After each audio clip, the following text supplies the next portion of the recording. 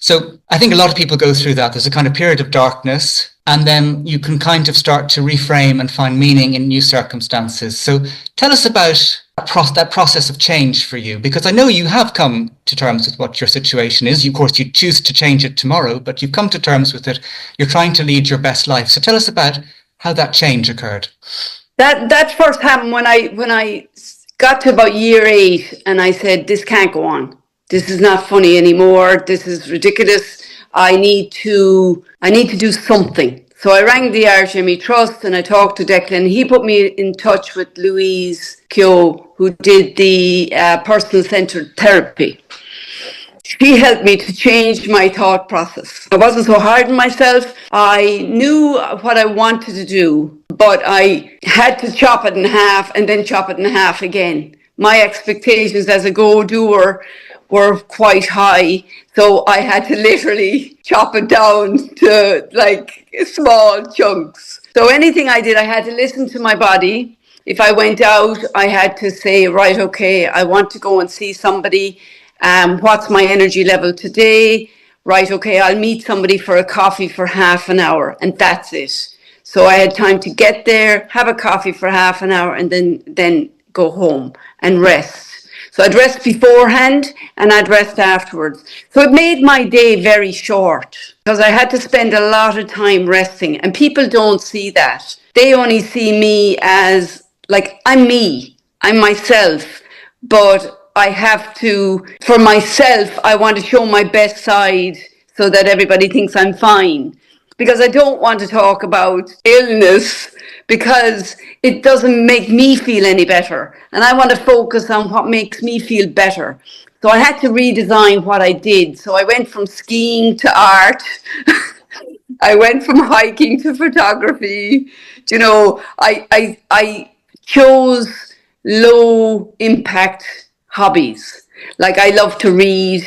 I do love the photography. I mean, even if I just go out the back garden and click a few clicks, you know, of birds or whatever, and just edit them for 5 minutes and just, you know, have a bit of fun with it, it's great. And if I'm out and I have my phone and I see something, I take a photograph of it. And it's opened up my life so that I can see more, and I'm energized by it. But it's not taking too much out of me because of the fact that I'm not doing very much. So that was a big thing. What I did was, when I was finished the therapy, I had said to Louise 2 things. I want to give back and do voluntary work for the Irish ME Trust, just a little bit. So I picked an hour a week, and some weeks I couldn't do it. Someone else would step in and do it. And then the other thing I did was I wrote a book. Now, very slowly. It took me about 7 years, and I wrote it mostly from my bed. Like, you know, my husband used to say, oh my God, here's another pen. What are you doing? Can you not just go somewhere in the house and write it? I said, no, I'm able to do it here. This is what it works for me. I get too tired when I'm sitting up all the time and blah, blah, blah. So tell us about your book, Sarah. You know, what was the kind of aim of it? What do you want people to get out of it? And maybe you can show us it there as well. Yeah, it's basically called Fatigue, and my mug is on the front of it. And basically what happened was, I was doing this voluntary work for years. I mean, I'd say it was about 5. I was into year 5 or so of the 10-year process. And basically someone had said to me, why don't you write a book? You have so much to tell. You know, you've been through so much. You've helped us so much. You can't tell everybody what's in your head because you haven't got the energy. Put it on paper.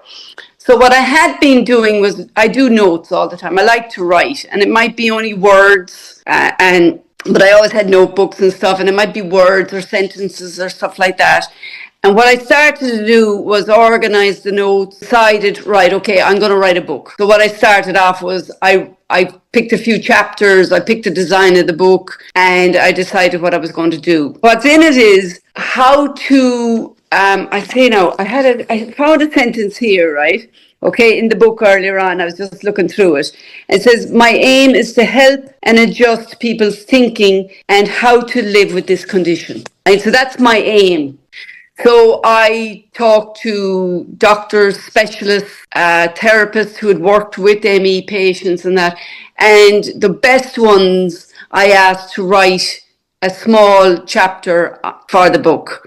So they're in there. So there's great advice in there, not just from me, but from specialist doctors and therapists. It strikes me, Sarah, about when you were sharing about how you've gone about pacing to manage the ME, is that actually it's not just about managing the ME, you're trying to pace in a way that you can still have real life. Yes, yes. It's So not what I'm just doing, about avoiding PEM. It's about, doing the photography. It's about meeting friends. It's about saying, how can I have a life that I can actually show up for and be okay for? yeah, and to do that, I had to stop focusing on me, right?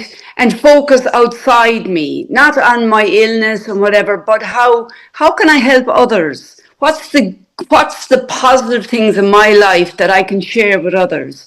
The things like in the book, we have chapters on managing emotions. Now, emotions are very important to manage. We need to find a horizon. Our emotions can go like this. So we need to bring our emotions as close to the horizon as possible.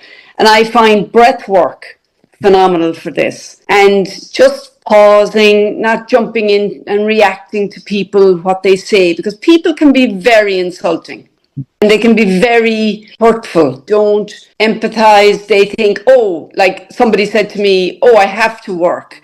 And I'm going, I give my IT to work. I love work. I used to enjoy work. I was called Smiley, and Speedy on the slopes. I used to, I was definitely not a grumpy person or a lazy person or anything like that. I was a go-getter. I loved work. I loved interacting with other people. It stimulated me. Things like dealing with anxiety, fear, your thoughts, getting to know yourself. I had to reanalyze my likes and dislikes and what I could do and what I couldn't do. So I had to get to know myself and get back in there and see, right, what can I do that I love? And I've always loved photography, but I never took it beyond clicking. I had a good camera and I pointed and clicked, and that was grand. But now I have slowly learned how to do other things with it, like slow shutter speed and aperture and all those little tricks you can do to make the photography a little bit more interesting. Just added an extra dimension, and I felt I was learning something, which was very important for me because I've always loved learning, and every day I learn. Even if it's a one thing, I am happy with that. Other things I really needed to learn was boundaries, because people can be quite harsh and they don't understand how, right, I'm 85 and I can play 6 rounds, I can play 6 holes of golf, and you're there and you can't even do one. I mean, come on, get out of yourself. Come on, kind of thing. And I'm going, yeah, I'm just going to ignore this conversation now, because it's not, if I open my mouth, it's not going to go very well. And she is 85, so I will understand that she doesn't understand. So you're not just going to take up the golf club and... No. I will control myself. You'll control yourself. But one thing that strikes me about what you're sharing, Sarah, is that when one is chronically ill, it can be very easy to see everything through the lens of that illness. It's ME-CFS becomes our world. We want, if someone says something insensitive, we want to take them up on it. We're constantly making decisions through that framework. But what I love about your approach is it's like saying, well, I'm still alive, I'm still here, and I want to live the best I can. Yes. And actually, I'm in the process of writing another book. And it's about, it's going into depth about the things that help me most, right? And one of them is being 100% authentically you. Right? Just be you, own it, don't apologize for it. Learn little communication tricks that will help you not to get sucked into other people's drama, other people's, their inner anger. Because really, these people who are giving you a hard time, their inner voice is very harsh and they're just passing it on to you, but you need to protect yourself from that. That's very important.